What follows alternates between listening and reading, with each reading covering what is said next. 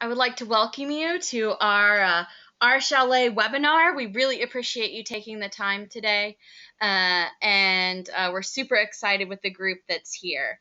So I want to go ahead and introduce myself. My name is Marnie, and I'll be your facilitator today. I'm a volunteer from Girl Scouts of the USA, and I was super lucky. That's my photo you see right there, to have gotten to go to our chalet in January. So I guarantee if you're going in the summer, there won't be that kind of snow. So today we're really super lucky that we have three fabulous women from our chalet here who are going to walk us through some really cool slides and kind of lead our discussion. I do want to say we are here for questions. So if you have a question, please enter it into the questions function that you see on your there on your webinar screen. You can also use the chat function, but I would encourage you to use the questions function. All right? Fabulous. Well, let's meet our speakers for today. We have Jen, and she's from Finland and has been at our chalet for short bits and pieces since 2007. She is currently the Deputy World Center Manager of Program. She manages the program department, which includes event planning, which is all the cool stuff you're going to get to do, managing the volunteer experience, and adding a lot of fun to the things that happen at our chalet. In her free time, she loves to explore the mountains, play the harmonica, and learn new songs from around the world. Secondly, we have Nikki. And Nikki is the Deputy World Center Manager for Operations at our chalet. She is responsible for marketing, guest services, maintenance, and all that awesome food through catering. She is from the UK and has been at our chalet for a little bit of time, but probably not as much as Jen. Nikki has been in guiding since she was 7, and she and her husband both play brass instruments for the Our Salvation Army Band in Adelboden. Finally, we have Tanya. Tanya is the World Center Manager and is from the USA. She has been at our chalet since 2013. She is a lifetime member of Girl Scouts of the USA, where she grew up attending camps, traveling with her Girl Scout troop, and these types of things ignited her passion for the organization, which she likes to share with as many people as possible. And when she has a bit of free time, she enjoys reading and hiking and singing as well. So we have quite a musical group here with us today. And if I could, I would like to go ahead and pass it over to these lovely ladies. Give me 2 seconds to go ahead and get your presentation up and running. No problem. We'd like to thank Marnie Hall in Georgia, USA for putting this together for us and helping us with the technology. It's really fascinating to be able to put something like this on with people in different countries right now. So that's really exciting. So this is the entrance shot you would see as you are walking up to our chalet. And so we just wanted to start there because this is how people's visits to our chalet start. Our chalet, where are we at and who are we? Well, we were the first World Center that WAGS opened in 1932, and our founder was from the U.S., and she donated all the money for the facility, the first building to be built, and for us to run for the first 4 to 5 years. So we're very thankful to her and celebrate her gift there. We're located in Adelboden. It's a small village in the Swiss Alps. If you're familiar with the town of Thun or Interlaken, we're just a bit south of there. But we are only about 3 hours from some major airports, and the public transportation, trains and buses run very well to our small town. So we are right amongst the mountains, and we're located about 4,500 feet above sea level, or about 1,325 meters above sea level. Here at Our Chalet, we have a couple traditions. One is climbing the Our Chalet hill. So many of the groups will arrive by bus, and we pick up their luggage down at the bus stop, and then they challenge themselves to hike the hill up to our chalet. So it's about 1 kilometer hike, and it is all uphill, but it's very doable, and there are benches along the way. Another tradition we have is this pewter pin that has our chalet on it, and we've been passing that out for many decades to people who come to our chalet. And we ask that only people who have been to our chalet wear that pin. So we hope you'll watch for it as you're at Girl Scout and Girl Guide events, and ask people that you see wearing it about their experience at our chalet. And we hope that you come and get yours soon. We also have the photo on the stairs. You saw Marnie's photo to start us out. That was her photo on the famous stairs. But most of the groups that come through really look forward to lining up and having their photo at the front of our chalet. Whether it's snowing outside or the grass is green, it's a wonderful place to have those photos. And finally, we have a patch board where you can put your patches, so that you can leave behind a little bit of yourselves for others to see. And so we have patches from all over the world, and enjoy looking at those and seeing who's been here in the past, and watching the patch board fill up as we go.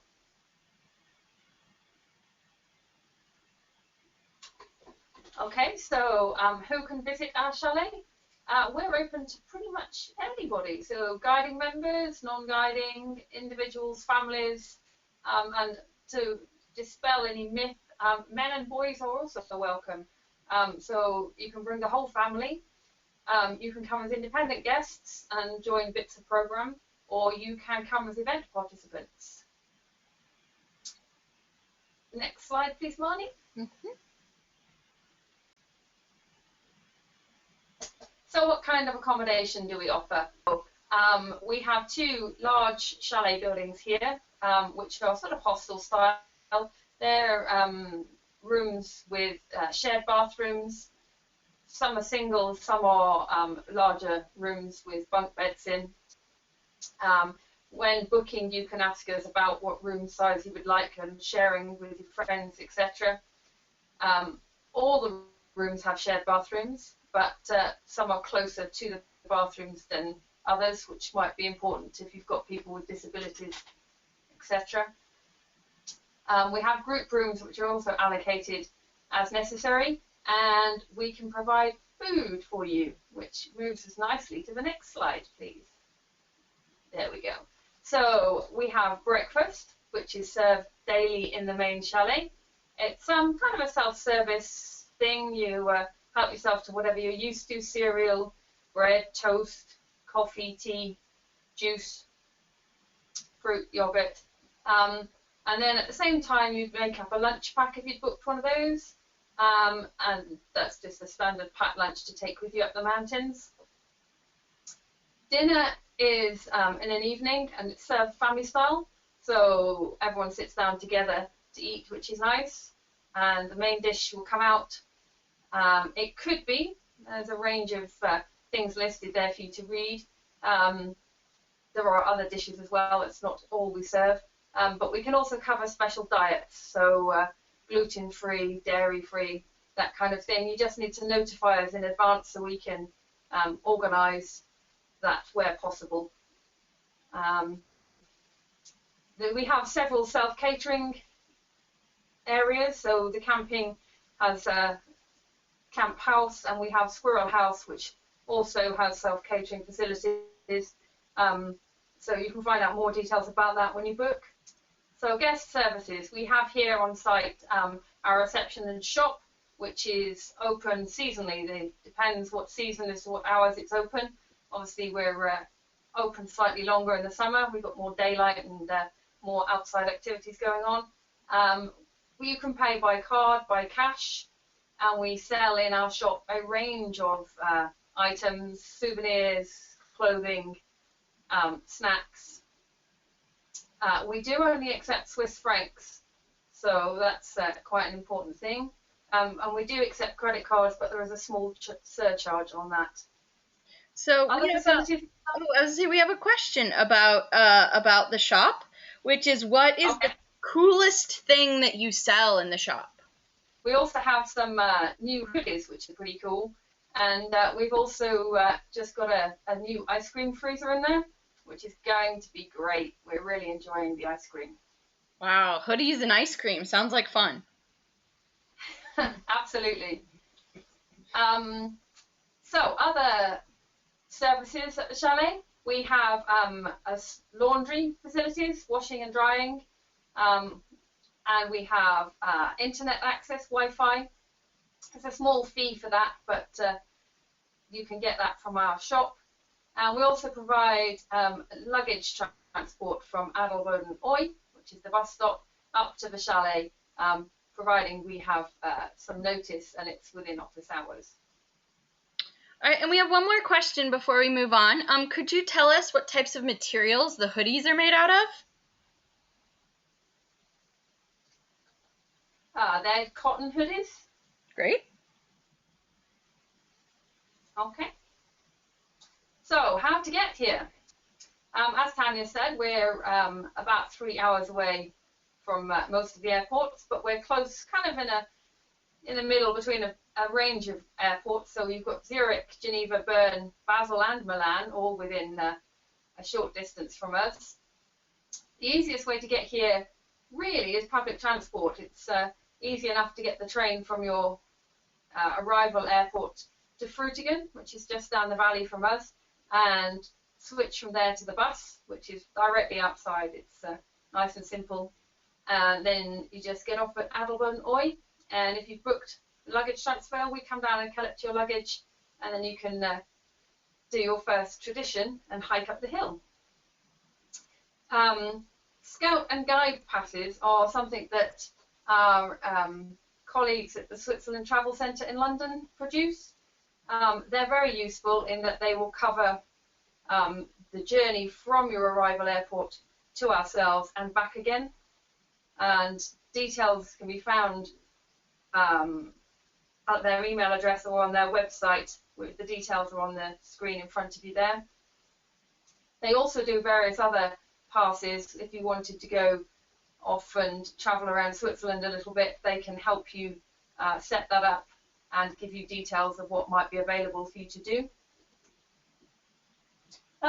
One thing that they will also help you with is if you have a large enough group, it may actually be cheaper to get a charter bus rather than train tickets for a larger group, and so they will actually price that out for you and figure out which would be best for you as far as getting from the airport to our chalet and back. Thank you. If you wanted to book things independently, you can also do that, and you can book your train tickets in a range of languages, English included, on the Swiss Railways website, which there's a link there for you. And that's pretty easy to do. It allows you to print out the ticket or send it to your phone and use it, which is quite cool. What kind of things do you need to know about Switzerland? The main and first important thing is that the currency is the Swiss franc. They don't use euros here and are very reluctant to do so. So your best bet is to have Swiss francs. Cash is also the preferred option at most shops, certainly up here in the valley. Cash is very much the way that they like to do business. Credit cards sometimes are accepted, but they usually have a surcharge. We also get asked quite a lot about the weather. So our summers are pretty warm with bits of rainfall, showers, July to August, if you're thinking of coming then. The temperature ranges are there on your screen. Spring and autumn are slightly different, but again, it changes rapidly in the mountains, so it could be beautiful in the morning, it could be raining in the afternoon and a bit chilly. Winters, the temperatures are quite mild. We often have an awful lot of snow, but bright blue skies and sunshine, which is just stunning. And then we also have days where it doesn't move much above freezing. Tap water here in Switzerland, we can drink all water out of the tap, which is great and makes it ideal for filling up water bottles and anything else you might need. So when we're going on some hikes, what are some things that you recommend girls would have with them? So I've actually got a separate slide about the preparation and what equipment you need to bring with you. So maybe we'll leave that a little bit later. Absolutely. All right, so I think we're ready to talk about all the different programs, all the fun stuff that you can do while you're at our chalet. So we divide our programs into two. We've got our international events, and then we've got our independent guest programs. So I'll start with the event program that we have. So pretty much all year round we offer something. Something is going on at our chalet. We only close in November for a little bit, but otherwise you'll probably find something exciting to do. Our international events, their benefits would be that they're all fully catered packages. They've got everything from the day that you come, luggage transfer is included, food, lodging. So you start at dinner on your arrival night, and then you have food all the way through until packed lunch on the departure day. And all the fun program is included in the event packages. And those are really the best way to get to know people here, because you will be spending the whole event with the same set of people, with some independent guests joining in between as well. And our events, I would say there's definitely something for everyone there. We've got some events that are especially made for families and independent travelers. And then we've got, for example, our summer Swiss Challenge events, where most of the participants are guide and scout groups. And some of the highlights of our events I'd like to mention would be our winter adventure packages. So that would be something for anyone who's either an experienced skier. We've got a fantastic area here and lots of winter hiking for the ones who want a little bit more challenge. And then for the ones for whom snow is a bit of a new element, we do a pretty exciting program where we have a different activity each day of the week, and you can kind of pick and choose which days you want to do. And those activities would range from beginner snowshoe hikes. We do sledging, snow tubing, snow barbecues in the snowy forest, and even cross-country skiing and downhill skiing. And if you want to look at the full range of our events, the best place to go would be our website. So you've got the yearly calendar for this year and next year already there. And then we are ready to move on to our independent guest programs. So that's where you can really be flexible. We can pretty much arrange things for you just the way you want them. So our independent guest programs are based on our event programs. So on the days where our event programs have capacity for more independent people to join in, we will then offer that to anyone who happens to be at the chalet at that time. Or you can kind of have a look at our events ahead of time and request something that you would like to do. And then if we don't have an event going on at the time that you're visiting, there might be a chance that we'd be able to arrange something for you. If you're a group of about 5 to 10 people, our minimum numbers for different programs would start from about 5 people. And the programs that you have available would be a variety of hikes in the area. We also do hiking in the winter, which is really good fun. We do different bus excursions to nearby cities, like the beautiful medieval Thun. We've got a couple of castles that you might like to visit, or to the local chocolatier. And then we have an on-site program day as well, where we practice things like campfire cooking, orienteering, and some Swiss crafts. And then you could also pick and choose your favorite evening programs during your stay here. I'm going to talk about the evening programs in a little more detail later. But just if you want to make your program bookings, you could start by emailing program@ourchalet.ch to just ask about the options of all the things that we have going on during your stay. And I think we're good to move on to the next slide, please. So now back to the question that we got earlier. So how to prepare for your visit to our chalet. So like Nikki mentioned, the weather's changed quite a lot here, and they change fast because we are in the mountains. So any season you come, it would be very good to prepare most weathers. So even in the summer when it's mostly quite nice and warm, the nights can be cold, and late into June we've sometimes gotten a whole lot of snow, so we could have a layer of snow when you wake up one morning. So it's good to have something warm, but we also have a good selection of things that we can lend out to you that people have donated, left behind. But again, the best place to go would be our website. We've got a couple of different packing lists there, one for summer, one for winter, and then if you're coming between those seasons, you might want to just prepare for both seasons, really. So if you're autumn or spring guest, there's no saying what the weather is going to do. So maybe have a look a little bit, maybe a week before your departure, just to get a bit of an idea of what the weathers have been like on the past weeks.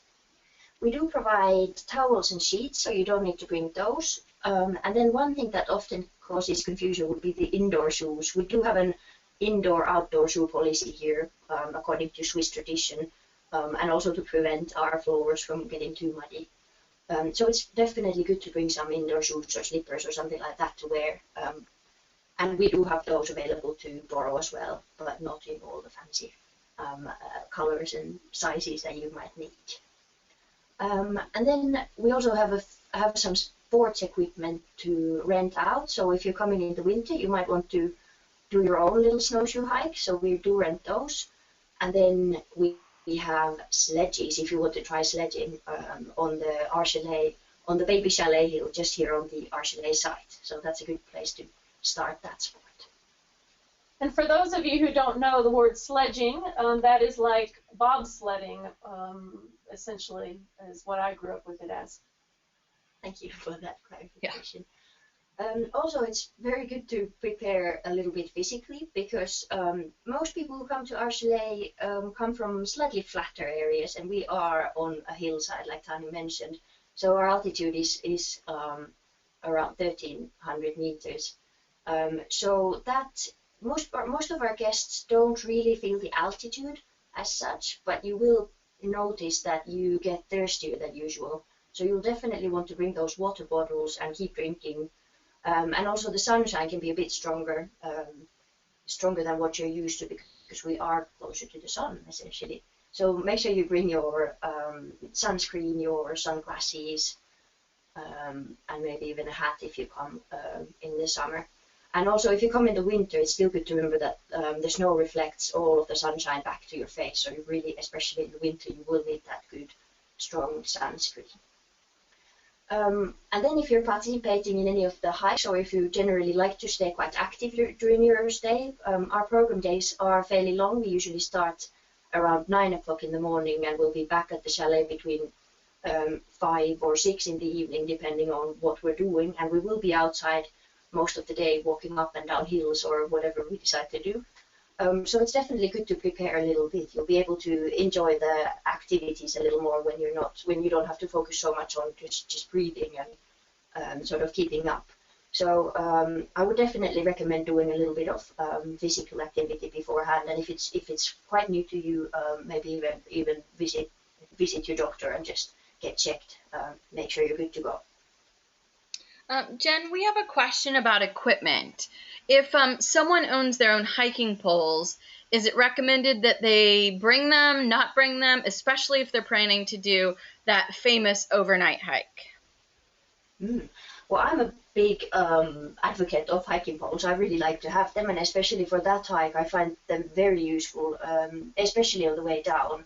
And certainly for anybody who has any trouble with their knees, poles are a very good thing to have on the way down, because they give you that extra stability. And if you're doing the overnight hike, you will also be hiking after about 2 or 3 hours of sleep and in the dark, so they give you a little bit of balance on the uneven ground as well. So I would definitely recommend bringing them if they're easily packable and possible to bring on the plane. But we do also have some hiking poles, or certainly at least ski poles, to lend out to anyone who forgot theirs. Cool. Are we good to move on to evening programs then? So you can see almost our whole range of evening programs there on the slide, but if I pick out a few highlights from there, certainly most guests will want to go on the Our Chalet tour just to learn about the history, but also our Swiss night is a big favorite. So that's an evening where you get to learn a little more about the country, the culture. You'll hear some Swiss music. You maybe get to learn a little bit of Swiss music.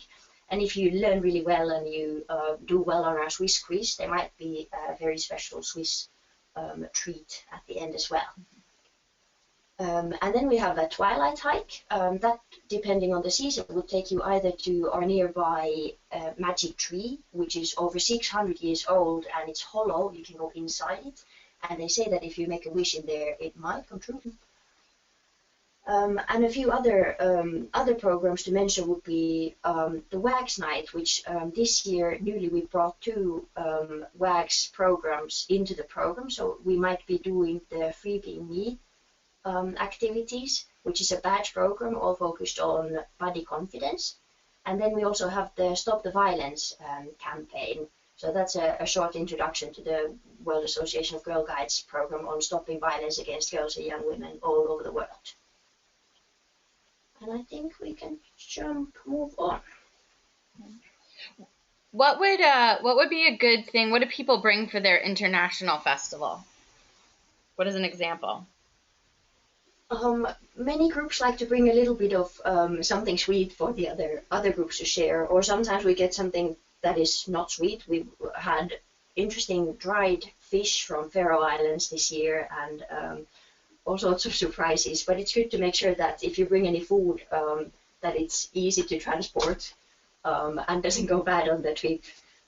And then many groups bring some kind of a dance or a skit or some kind of a short presentation. For that one, it's good to know that we don't usually have projectors available, so it needs to be something sort of old school. You could do a dance. Some people go as far as bring a traditional costume. Some people have done quizzes or little games. It really can be anything that you want to share about your background, your state, or your country. Cool. All right, then if we move on to our Chalet challenge, so that would be something for anyone who wants a little bit of extra challenge. There are 5 elements to the Chalet challenge, and at the end, if you've completed all the different elements, you will get a very cool badge. And it's definitely a challenging challenge. So you will have, there's a compulsory part to all of the 5 elements, and then you have to pick 4 out of the other optional activities. And then you will also need to do a little bit of service for the chalet. So often we get our event participants to do some patrol duties, like setting the tables and doing our collecting the rubbish and recycling. And then you get to design your own personal challenge. So that's good to start think at the start of the week or your visit. What would be an extra challenge for you, and what would really make you push yourself beyond your comfort zone? And I think that brings us close to the end. On our website, we have a Book Now button. It's red, and it's on almost every page of our website. So no matter how far in you go, you'll still find it there. And that will take you to a booking inquiry form. And so if you'll fill that out for us and send that, that will answer all the questions we need to know to see if we will be able to meet your needs and if we have space. And then we'll send you a contract that you can look over and see pricing on and decide if you would like to go ahead with it. So just by sending the form in, you won't actually be booked. You'll have to wait for us to respond back. But then you'll have the chance to look at it and make your decision. So we do suggest as soon as you're starting to think about a trip that you go ahead and send us that email, and we can let you know what our availability is. After you've booked your accommodation, then we'll put you in touch with our program department if you haven't already emailed them separately. And they'll let you know what the program for that week is that's already available, or if there's no program planned yet, they'll work with you to see what you would like to maybe customize for yourselves. Perfect. All right, so we have a few photos to get everyone excited, and then we'll take some questions. Some fun, beautiful things. Can our panelists tell us a little bit about the picture here with is it a castle? So that's the castle in Spitz. and Lake Tune or Tuner Sea behind it. That's one of the town days that we do. We go to that castle or a different. There's another castle on the same lake, and so depends on which one's open. They go back and forth. And we take a boat ride across the lake during our summer programs. And yeah, it's a very neat day. Cool. And then we have chocolate. Yes, one of our town days, the day when we go to Interlaken, we visit a chocolatier, and they do a little show for us on how chocolate is made, and the participants get to actually try making chocolate themselves, little chocolate candies, and they get to eat those. You get to learn some of the decorating techniques. And it looks like we have some outdoor experiences, possibly zip lining.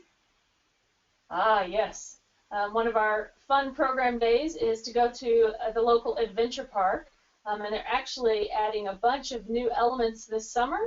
Their grand opening is this weekend for those new elements, but we have multiple zip lines, and you can zip line across this valley many, many times at different levels, depending on what you're interested in. They have also abseiling or rappelling off a bridge. They have some rock climbing. They have a pendulum swing for those really brave people, and they have speed rappelling just added. We are just finding out about that. Only a few of our staff have gotten to try that so far. Well, that sounds exciting. And looks like we have some horses, some rocking horses. Oh, you said horses and we couldn't see it yet, and we got confused. Yes, these were sitting outside the wood carver shop. Oh, wood carve. They have many different wood carving type things. This is actually not not one of their normal things, so that's why we have a picture of it, because it was so special that they had these that they had made. But people love to go to the wood carvers and get things burned with their name on it. So they have lots of different items with the Our Chalet logos on it, and the World Association of Girl Guides and Girl Scouts logo, everything from pins and woggles to Christmas ornaments and hair barrettes. You can get everything with either an Edelweiss flower or a chalet symbol. Well, I know that going to the wood carver was something that was quite a tradition, and the hike is definitely worth it. So we have one more photo. Well, then, real quick about the wood carver, they also have been collecting patches from Girl Scout groups that have been coming for over 60 years. So their ceiling is so covered that they're now coming down the walls. So it's definitely a place to take your home council badge or your home country's badge and see if someone else has come from your area before you. They're definitely good friends of Girl Scouting and Girl Guiding for sure. Mm-hmm. All right. Okay. And this is a photo. Oh, this last photo is one of the photos probably taken on our walking week, an event we have in the fall, an event where you get to kind of choose the level of hiking you want to do, from easy or moderate all the way up to pretty strenuous. And one of the hikes goes up near the top of Silverenbuhl, and we believe that this is from up there. We were just discussing where that might be from. Well, at any rate, it's a beautiful picture of the valley, which if you venture high enough, you get a view of that from anywhere you look. So that's great. All right, we do have some questions. And one of our first questions is, what about the dress code, especially regarding shoulders? Do we need to have our shoulders covered at all times, or can we sometimes wear like sleeveless tops or something like that? We don't really have a dress code per se here at Our Chalet. The staff are always in Our Chalet uniform when they're working. And we do ask on opening ceremonies that people wear whatever they're considering their either their national uniform or their travel uniform. And then on International night, either their national uniform or some sort of national outfit or costume, traditional costume. But that's about it. And Obviously, it is important to keep in mind that we have people from all over the world, and so, you know, some modesty is appreciated. absolutely. What about footwear? Can we wear flip-flops anywhere? Again, we don't really have rules. We do expect that each group will set their own for what is appropriate for their group. And so we don't really set rules around that other than wearing your indoor shoes indoors, because we don't want people barefoot on our wood floors that may have some splintering, that sort of thing. So we do ask that you wear some sort of shoe indoors and not to tread in with your muddy boots. And then on our hikes, if you're out on our program, then we do have required footwear. So most of our hikes we require a good sturdy hiking shoe, and especially on our overnight hike, something with ankle support. Cool. So we were talking a little bit about what to take on a hike. Could you tell us a little bit about what we should and should not have in our day packs? So we usually start all our program days by checking everybody's equipment. So like we already discussed, when you go out on a hike, you'll need those proper hiking shoes. And if you work up from there, well, you'll definitely want to have some comfortable hiking socks so you don't get blisters, and wear those hiking boots in before you come as well, if possible. Then you'll want to have some comfortable trousers for hiking, and hopefully, preferably those should be something that dry really easily, if it does happen to get a little wet, because again the weather changes fast. And we don't recommend hiking in jeans, especially because jeans are all cotton and usually quite thick, so they are hot when it's hot, and they're quite cold when it's cold, and especially uncomfortable if they get wet. So certainly if you're planning to hike in jeans, you'll need to have a pair of waterproof trousers. You never know what the weather will do, and if you're in jeans, you'll just get really miserable and cold when you get them wet. And then up from there, you'll want some, preferably I guess, wicking fabric for your top, depending on the weather, how warm that should be. And in your pack, you will always need a good warm extra layer. Whatever you do, there's always somewhere you'll be sitting in shade and having your lunch and cooling down. So you would want to be able to put that extra fleece on, or if you get up on a mountain top, it's going to be a fair bit colder up there. Then an essential is also a waterproof jacket. Again, weather changes, so you need that, and also that will protect you from the wind as well. You want some sunscreen, you want your sunglasses, and maybe a hat to protect your head from the sunshine. And obviously, if it's winter, you want a warmer beanie, maybe some mittens and that kind of thing. Your water bottle will be essential on all the program days, and I would say you'll need at least a liter. What's that in American measurements, Tanvi? It's half a 2-liter Coke bottle. A reasonable amount of water to get you through at least half of the day, and usually on most of the program days you'll be able to refill a little bit. You'll want your lunch pack. So on most of our program days you will be packing your own lunch. So it's really good if you have a lunch box or like a Tupperware container where you can just put your lunch in the morning, and then you don't have to use disposable bags every day. And what am I forgetting? Leaders of the group are responsible of looking after their girls, so it's essential that leaders have first aid kits. Perfect. I think that kind of covers most of the things. Sure. Well, can I ask a question about spending money? Is there a range? How is the best way for me to get my money? You said everything is cash. There definitely are lots of different websites online that can help you with, especially ways to work with money while traveling. But we have found that most people find having a debit card and going to a bank machine when they first get here, and there's plenty in the airport, as well as here in Adelboden, you can go to a bank machine.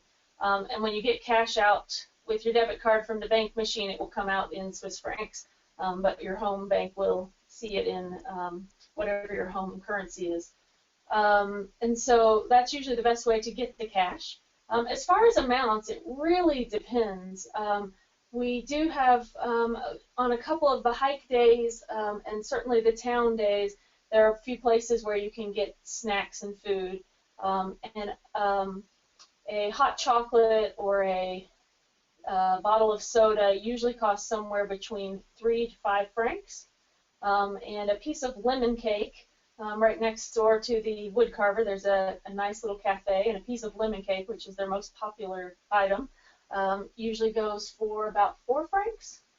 So that just gives you an idea of snacks on those days. Certainly in the towns, there's lots of shopping that could be done, so it depends if you're going to be looking for that Swiss watch or that Swiss Army knife. And so it kind of depends how much you're looking to spend, or if you're just buying postcards. So certainly there's a whole range of things that you can buy there. And then at the wood carver, they have items from about 7 francs up to 2,000 francs. So Yes. it's certainly there's a range. But for the most part, the things you need are taken care of at Chalet if you come for an event. And so it would just be that extra spending money to buy a few things here or there. So you can certainly get away with not buying anything at those cafes and that sort of thing. On that same line, are there safes in the rooms, or what do you do for valuables, like money? We have lockers that you can get a key to one of the lockers and put your items in that. The lockers are all downstairs in one of the buildings, so they're not in the rooms. And we do take a deposit for the keys to make sure we get those back. But other than that, we're in a very safe location, and so we actually don't use keys to the door, so your room is unlocked. So you would want to put anything valuable in that locker if you were worried about it, or carry it with you during the day. So definitely leave as many of the electronics and unneeded valuables at home. Sure. I remember when I was very young, my leader said that if you would be heartbroken that you lost it, you shouldn't even bring it. So we have a question from someone who's heading to our chalet in just a few weeks, and she wanted to know, you have your packing list, but what is the one thing that you would recommend that's not on the packing list that you think would be the best thing to bring? Oh, she's trying to stump us. Yeah, it's a stumper, isn't it? Can you tell what country she's coming from? Yeah, it's a Callie, and she's from Canada. From Canada, we like the maple candies. I think we have everything on the list that we really highly suggest people bring. So I would say, from my experiences, if you have a tiny bit of something left, room in your suitcase, you may want to save it for what you will purchase. But anything that represents your country or your culture or your guiding group, everyone loves to see things that are unique from everyone else's country. And if you can bring something to share, I think that's something that everyone appreciates. Another thing is that space to take things home. You definitely want to make sure you have that. And as we were saying earlier, we do have that room of items people can borrow. So if you're traveling here and you want to have all your hiking equipment for staying here, but you are then maybe going to Italy and going to be sitting on the beach and don't want to take those things, those are great items to use as donations to our chalet. We're always in need of good hiking boots and waterproof pants and things like that to share with other guests. Lovely. I have a couple more questions. What size group would you recommend for traveling to some of the events that you have planned? Well, especially our international events and our summer events, it is often best to travel with a group of 8 to 14 people, and that's counting the adults in the group. Because when you get here, if you're a really big group of 30 or 40 people, you will be mostly interacting with other people in your group. And so one of the great things about our events is the fact that you do interact with people from other places, whether it's that you're from America and you're from the East Coast, and there's some other people from the West Coast, and maybe some people from Canada and some people from Japan, or maybe it's even a more diverse mix with all the groups being from different countries. So by having a slightly smaller group, you're able to meet other people and not just people from your area. If you have 40 people who want to come from your area, you might suggest that you split into 2 to 3 groups that would come at different times during the same summer so that you get to meet different people while you're here. So is it better to drive, or is it better for us to use public transportation to get to our chalet? That's a great question.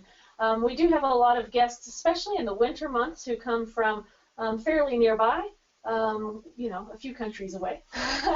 And so often they will drive, and one of the issues in the winter is that if you're down in the valley, there may not be snow, but up here we may have snow. And so if your car does not have snow tires or is not four-wheel drive, you may not be able to make it up the hill to our chalet. So we certainly suggest that where at all possible, do the environmental thing and use public transportation. It is very good here. The trains and the buses run very well together, so that when you are riding the train from the airport to Frutigen, when the train arrives in Frutigen, the bus waits for the train to come, so that everybody has time to get from the train to the bus, because that's the whole reason the bus is there, is to meet people that are on that train. So it really is quite easy, and you can make reservations ahead of time to make sure they'll have space on the bus for you if you are a large group. They'll run a second bus at the same time if need be.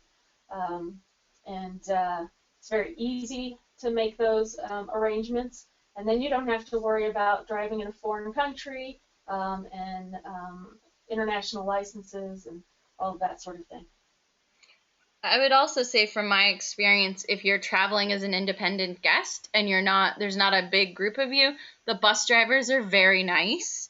And if you tell them that you're going to our chalet, they kind of let you know when it's time to get off. So if you are nervous about that, know that they are there to help you. So.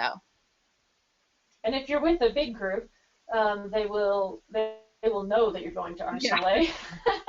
And if you're not going to our chalet, they'll be so surprised that they'll stop anyways, just to make sure you don't want to get off there. And if you're wearing a necker, many of the scouts and guides who come here do wear neckers, and that really tells the local people that you're one of the scouts and guides. And so often they will stop to help you find your way if you're wearing that necker or something that identifies you as a Girl Scout or Girl Guide group. Excellent.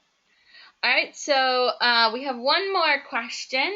If anyone else has anything, this will be the time to go ahead and put it into the question. So I'm kind of obsessing over the hoodie. So am I able to order the hoodie or any other items from the shop online? Unfortunately, not at the moment. No, we don't have that facility. Hopefully in the future we will do. That just means you have to come and get it. That's exactly what it sounds like. All right, well, I guess I'll have to start planning my hoodie shopping experience soon. All right, well, I would like to thank everyone for being a part of today's webinar. And Tanya, do you want to leave us with any parting thoughts? I will say that we will have this webinar online so that you can share it with other members of your guide and scouting groups to get everyone excited and to get everyone so they will start planning. But I'll turn the final thoughts over to Tanya and team. Well, I just want to say that Our Chalet and Adelboden, Switzerland are both very special places. You feel the history here at Our Chalet, and you see the beauty of the surrounding mountains, and it really can be life-changing. And so I encourage you, especially if you're a Girl Scout leader or working with a troop, to think about that troop trip, because that travel with the girls and the girl planning of it can really change their lives. But I also encourage you, if you're listening and you're thinking that this would be a great opportunity for your family, families come and it really helps them bond, and it gives them a place that where the children can play outside while the parents are resting and relaxing and that sort of thing, away from the city bustle. And so I do encourage you to try and come, and I'm sure if you're listening to this webinar that you are already hoping to come to Our Chalet, but it really can be a dream come true, so it's worth the effort. I couldn't agree more. All right, well, thank you, everyone, and I hope that we all get to see you very, very soon at Our Chalet.